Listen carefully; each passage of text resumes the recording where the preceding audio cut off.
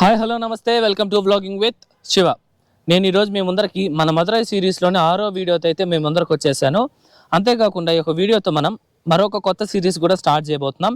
అదే సుబ్రహ్మణ్య స్వామికి 6 ముఖ్యమైన గుళ్ళైన అరుబ్బరై వీడు. ఈ యొక్క సిరీస్లో మనం ఆ 6 ఆలయాలను అయితే చూడబోతున్నాం అనమాట. మొదటిగా మనము మదురై నుండి 6 కిలోమీటర్ల దూరము, అలాగే ఈ యొక్క అరుబడై వీడుల్లో మొదటి ఆలయమైన తిరుప్పరకుండ్రం మురుగన్ ఆలయాన్ని అయితే దర్శించబోతున్నాం అన్నమాట. స్వామివారికి అలాగే దేవసేన అమ్మవారికి వివాహం జరిగిన ప్రదేశం అన్నమాట ఇది. అంతేకాకుండా ఈ యొక్క ఆలయం దాదాపు 1500 సంవత్సరాల క్రితం అయితే నిర్మించారు. అంతేకాదండి, ఈ యొక్క ఆలయం ఒక రాక్ కట్ టెంపుల్ అనమాట. ఈ యొక్క ఆలయం గురించి పూర్తి స్థల పురాణ చరిత్ర అవంతా మనం వీడియోలో అయితే తెలుసుకుందాము. వీడియోని అయితే లైక్ చేసి స్టార్ట్ చేయండి. ఇంతవరకు మన ఛానల్ ఎవరైనా సబ్స్క్రైబ్ చేసుకోకుండా ఉంటే సబ్స్క్రైబ్ చేసుకోండి. రండి మనం ఇప్పుడు ఆలయం దగ్గరకు అయితే వెళ్దాం. ఇప్పుడు మనం ఈ ఆలయం తాలూకా టైమింగ్స్ విషయానికి వస్తే, ఈ ఆలయం ప్రతిరోజు ఉదయం 5 నుండి మధ్యాహ్నం 1 గంట వరకు అయితే ఉంటుంది. తిరిగి సాయంత్రం 4 నుండి రాత్రి 9 గంటల వరకు ఈ యొక్క ఆలయం మనకి అందుబాటులో అయితే ఉంటుందన్నమాట. రండి ఇప్పుడు మనం ఈ ఆలయం తాలూకా పూర్తి స్థల పురాణాన్ని అయితే తెలుసుకుందాం. పూర్వం సూరపద్ముడు అనే ఒక రాక్షసుడు అయితే ఉండేవాడు అనమాట.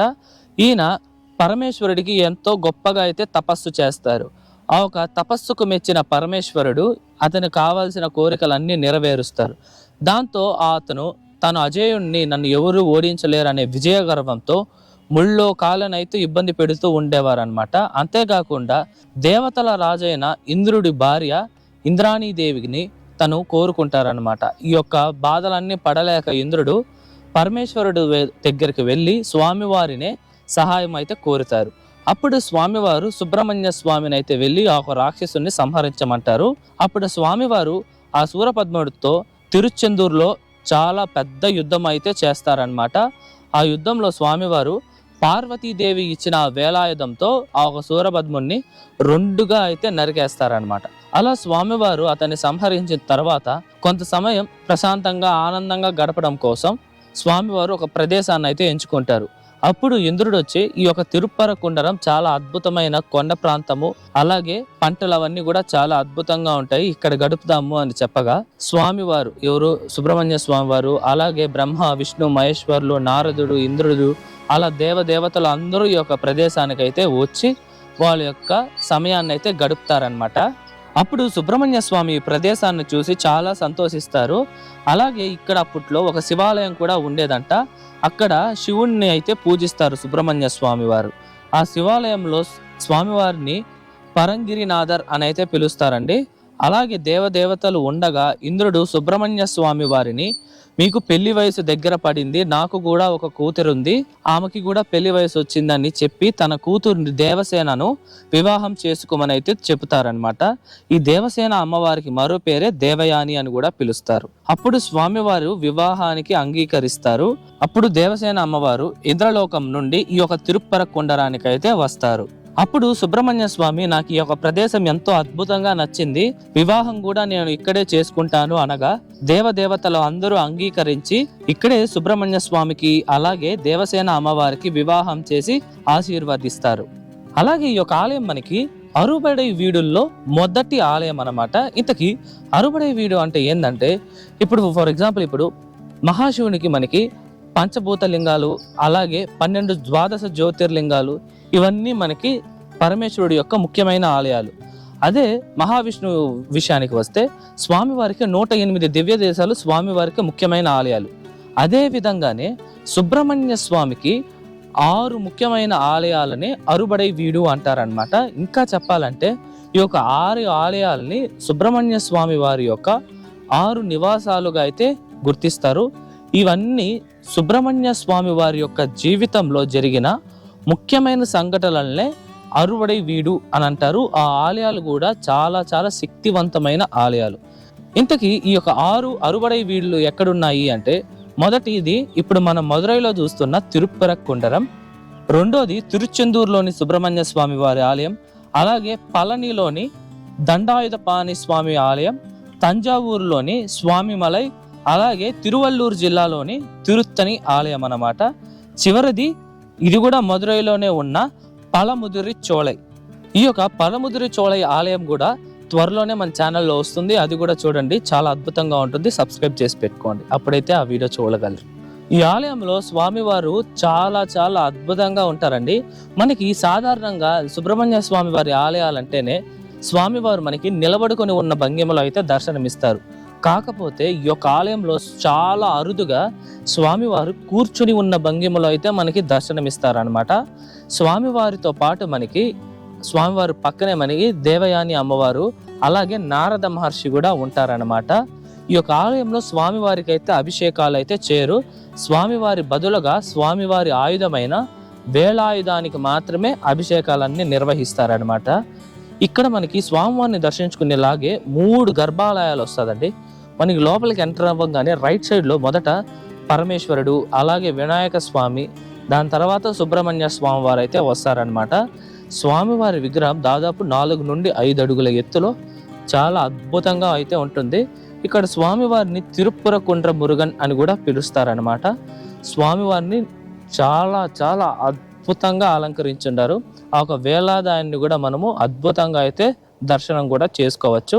అలాగే 7వ శతాబ్దానికి చెందిన శైవ నాయనార్లైన సంబందర్ ఈ యొక్క తిరుప్పరకుండ్రాన్ని సందర్శించి మొదటి తిరుమురైగా సంకల్పం చేయబడింది. తెవ్వారంలో 10 శ్లోకాలలో ఈ ఆలయంలోని స్వామివారిని కీర్తిస్తూ రాశారనమాట. అప్పటి నుండి ఒక ఆలయం శివుడిని గొప్పగా కీర్తిస్తున్న 63 మంది శైవ సాధువులైన నాయనార్లుచే గొప్పగా కీర్తింపబడిన 276 పాదల్పెట్ర శివాలయాలలో ఈ యొక్క ఆలయం కూడా ఒకటిగా అయితే నిర్మించబడింది.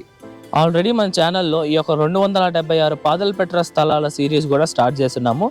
ఆ సిరీస్ కూడా మీరు మన ఛానల్ ప్లేలిస్ట్లోకి పోతే మీరు చూడొచ్చు. అది కూడా ఈ వీడియో అయిన తర్వాత చూడండి. ఇప్పుడు మనం ఈ ఆలయం తాలూకా పూర్తి నిర్మాణ చరిత్ర విషయానికి వస్తే, ఈ యొక్క ఆలయాన్ని 6వ శతాబ్దంలో పాండ్యరాజులచే నిర్మించారని అయితే చెప్తారండి. కాకపోతే పర్టికులర్గా ఈ యొక్క పాండ్యరాజు నిర్మించారనే ఒక ఆధారాలు అయితే ఇప్పటి వరకు దొరకలేదు.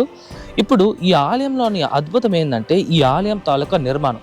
ఇది ఒక రాక్ కట్ టెంపుల్ అండి. రాక్ కట్ టెంపుల్ అంటే ఒక రాయి లేదా ఒక కొండను పైనుండి చెక్కుకుంటూ వాటిని ఒక ఆలయంగా మలుస్తారనమాట. దాన్నే రాక్ కట్ టెక్నాలజీ అంటారు. కాకపోతే ఈ యొక్క ఆలయాన్ని చూసినట్టయితే మనకి ఎక్కడ కానీ రాక్ కట్ టెక్నాలజీ యూజ్ చేయనట్టే ఉంటుంది. అంత అద్భుతంగా అయితే అప్పట్లో శిల్పులు అయితే ఈ యొక్క ఆలయాన్ని అయితే చెక్కారని చెప్పుకోవచ్చు. ఈ ఆలయంలో ఉంటాయండి శిల్పకళలు చాలా చాలా అద్భుతంగా ఉంటాయి. అలాగే స్తంభాలు కూడా చాలా లావు సైజులో చాలా భారీగా ఉంటాయి, మీరు చూస్తూ ఉండొచ్చు. ఈ యొక్క శిల్పాలపైనే మనకి ఉలగనంద పెరుమాల్గా మహావిష్ణువు అయితే మనకి దర్శనమిస్తారు. మీరు ఇక్కడ చూడొచ్చు. స్వామివారు ఒక కాలు ఆకాశం వైపు, ఒక కాలు నేల వైపు నిలబెడుకొని ఉన్న ఒక శిల్పం చాలా చాలా అద్భుతంగా ఉంటుంది. అలాగే మనకి వినాయక స్వామిది, దుర్గాదేవి అమ్మవారి యొక్క శిల్పాలు, అలాగే సుబ్రహ్మణ్య స్వామి శిల్పాలు కూడా ఎన్నో మనం ఈ ఆలయం తాలూకా స్తంభాల పైన అయితే చూడవచ్చు. ఈ యొక్క ఆలయాన్ని 16వ శతాబ్దంలో మదురై నాయకర్లచే ఎంతగానో అభివృద్ధి చెందిందండి. ఈ ఆలయంలోని కొన్ని మండపాలను కూడా వాళ్ళే అయితే నిర్మించారనమాట. ఈ ఆలయంలో మనకి అద్భుతమైన అర్ధ మండపము, ముఖ మండపము, అలాగే స్తంభాల మండపాలు కూడా ఉన్నాయన్నమాట. అంతేకాకుండా ఎంతో అద్భుతమైన గర్భాలయం మనం ఈ యొక్క ఆలయంలో అయితే చూడవచ్చు. మనకి ఈ యొక్క ఆలయంలోని ప్రధాన గోపురం దాదాపు 7 అంచెల ఎత్తులో అయితే ఉంటుంది. ఆ యొక్క గోపురం పైన మనము ఎన్నో అద్భుతమైన శిల్పకళలను అయితే మనం చూడవచ్చండి. చూడండి, ఎందరో దేవీ దేవతల యొక్క విగ్రహాలని, అలాగే మహర్షుల యొక్క విగ్రహాలను కూడా మనం ఆ యొక్క గోపురంలో అయితే చూడొచ్చు. మదురై నాయకర్లు ఎంతగానో అభివృద్ధి చేశారండి. వాళ్ళ యొక్క సమయంలో ఈ యొక్క ఆలయము ఎంతగానో విస్తరింపబడి ఎంతగానో అభివృద్ధి చెంది జనాలు కూడా ఎక్కువ సంఖ్యలోనే అప్పట్లో ఈ ఆలయానికి అయితే వచ్చేవారంట. ఇప్పుడు ఈ ఆలయం తాలూకా పూజలు అలాగే పండుగల విషయానికి వస్తే, ఈ ఆలయంలో సుబ్రహ్మణ్య స్వామి వారికి, అలాగే పరమేశ్వరుడికి, అలాగే పార్వతీదేవి అమ్మవారికి ప్రతిరోజు 3 సార్లు అయితే పూజిస్తారనమాట. ఇక్కడ పరమేశ్వరుణ్ణి ఉచ్చినాథర్ అని పిలుస్తారు, పార్వతీదేవి అమ్మవారిని ఉచ్చనాయకి అని అయితే పిలుస్తారనమాట. అంతేకాకుండా ప్రతి సంవత్సరం అక్టోబర్, నవంబర్లో జరుపుకునే స్కంద షష్ఠి నాడు ఈ ఆలయంలో చాలా అద్భుతంగా అయితే నిర్వహిస్తారు. ఈ ఆలయంలో జరిగే ప్రథమ పండుగ ఇదే అన్నమాట. ఇక్కడ తమిళ నెలైన ఫంగునిలో స్వామివారి బ్రహ్మోత్సవాలను అయితే నిర్వహిస్తారు. అలాగే కార్తీక దీపం పండుగలతో పాటు ఇక్కడ మనకి మహావిష్ణువు ఉన్నారు కనుక వైకుంఠ ఏకాదశి కూడా ఘనంగా జరుపుతారు. ఇదండి ఇవాళ వీడియో ఎలా ఉంది, నచ్చిందా? ఐ హోప్ ఈ ఆలయం తాలూకా పూర్తి స్థల పురాణ చరిత్ర అంతా మీకు అర్థమయ్యేలా నేను చెప్పానని అనుకుంటున్నా. మీకు ఎటువంటి డౌట్స్ ఉన్నా సరే కామెంట్స్లో తెలియజేయండి, నేను మీకైతే పక్కా రిప్లై ఇస్తాను.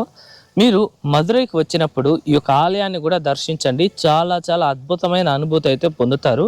మనం ఆలయం లోపలికి ఎంటర్ అవ్వగానే అదేదో అదొక వావ్ ఫీలింగ్ అయితే అనిపిస్తుందండి. చాలా చాలా అద్భుతంగా ఉంటుంది. ఆ ఒక శిల్పకళ అవన్నీ చూస్తే అట్టే స్టన్ అయ్యి ఇట్లే చూస్తూ ఉంటాము. అంత అద్భుతంగా ఉంటుంది. దర్శించుకోండి, చాలా బాగుంటుంది. అలాగే ఈ వీడియోకి ముందు మన ఛానల్లో మధుర మీనాక్షి అమ్మవారి ఆలయము, అలాగే కూడల్ అలగర్ ఆలయంతో పాటు మరికొన్ని వీడియోస్ కూడా ఉన్నాయి. మన ఛానల్ ప్లేలిస్ట్ ఆప్షన్లోకి వెళ్తే మీకు మదురై సిరీస్ అనే ఒక ఆప్షన్ ఉంటుంది. అందులో చూడండి, ఈ యొక్క మదురై సిరీస్లోని ఆలయాలు కూడా మీరు చూడొచ్చు. ఈ వీడియో కానీ నచ్చినట్టయితే లైక్ చేయండి. మీ ఫ్రెండ్స్ అండ్ ఫ్యామిలీస్కి ఈ వీడియోస్ని అయితే షేర్ చేయండి. మీకు ఎటువంటి డౌట్స్ ఉన్నా కమెంట్ చేయండి. మరొక అద్భుతమైన ఆలయం వీడియోతో వచ్చేస్తా. అంతవరకు మీ శివవరప్రసాద్ సైనింగ్ ఆఫ్.